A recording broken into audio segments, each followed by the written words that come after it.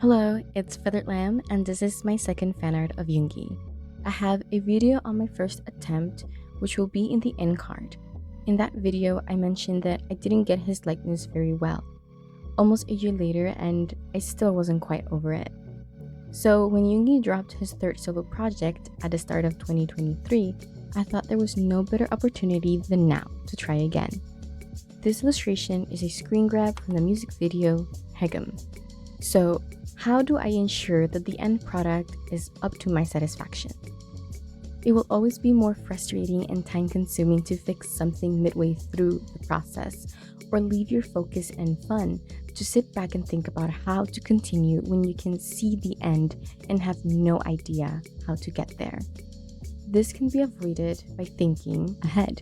Not just the color palette, the reference pictures, the brush you're going to use, but also visualizing how you will get this painting down. Not thinking about these things is one of the biggest culprits for art block in the middle of a painting.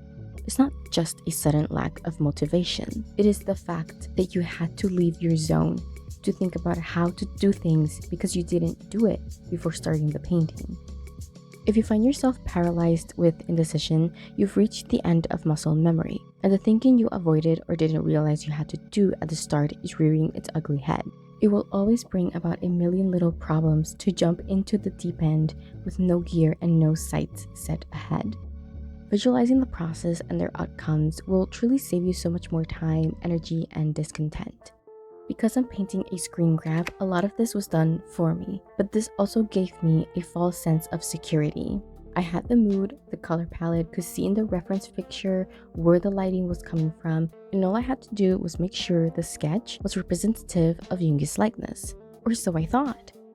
What I had to do was think about how I was going to render before starting to render, but I didn't, which made me have to restart painting. Thankfully, of course, it was still early on and not when I was knee-deep in the process. That would have been a nightmare. What I did wrong was that I started laying the yellow and red directly over the blue. The blue is the underpainting, yes, but it's not meant to mix with yellow and red to become muddy greens and purples. Furthermore, because I didn't paint the skin tone, the border between the blue and the red was not seamless. There was no transitional color between them, which was meant to be the skin tone. The way I redirected was that I laid the skin tone over the blue first. Some of the yellow I allowed to be over the blue, but for these parts I added more pressure so it would not mix, but rather the blue could come through the gaps where the brush didn't paint.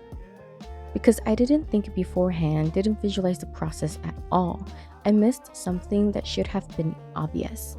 If only I had sat down with my sketch, looked at the reference, and thought about what I wanted to achieve, I would have realized this much quicker. I literally work with color theory all the time.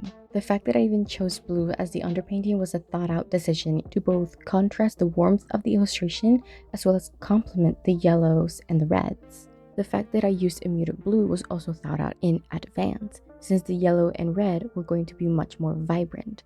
I didn't think about how I was going to lay the colors down to complement my choices, how I was going to blend, and how the colors and brushes would blend on their own. I just went to town and then had to redo it. Here's a tip for planning ahead. Duplicate layers every time you're going to add something. For this illustration, I duplicated the blue underpaint layer and started painting there. When I messed up, I deleted that layer, but I still had a clean, untouched blue layer ready to duplicate again to start from there as opposed to from scratch. Thinking ahead is to art what outlining is to writing. It will help guide you and keep you on track. It doesn't have to be strict. It doesn't mean you can change your mind later, especially if you find a better way. But it will help keep you in movement, knowing where you're going, why you're going there, and what you've thought to be the best way to get there.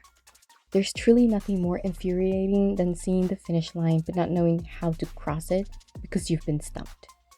After I had to take a pause and thought about how I was going to approach this illustration, the rest was a breeze. I drew Yoongi in 2 hours with rest and breaks in between. I can confidently say that Yoongi has never looked more like Yoongi in my style than this moment right here. I hope this helps you in some way. Like I said, This almost sounds like common sense, and that's why I think a lot of us forget to do it to begin with. Much like how having to do a recreation of the screenshot led me to a false sense of security. We get swept in the excitement of a new illustration. We go all in, and then the excitement starts to dwindle. And then we're stopping too much. And then we're giving up on the illustration altogether. Sometimes we can be a little too self-assured that we know exactly what we're doing when we haven't even thought about what it is that we're doing. I mean, we've painted, we do it all the time. And yet that still doesn't stop us from getting art block, getting frustrated. And it ruins the entire journey instead of leaving us excited for the destination. Thank you for tuning in. Click on the white subscribe button down below. You will know when you're subscribed when it turns from white to gray. Have a magical day.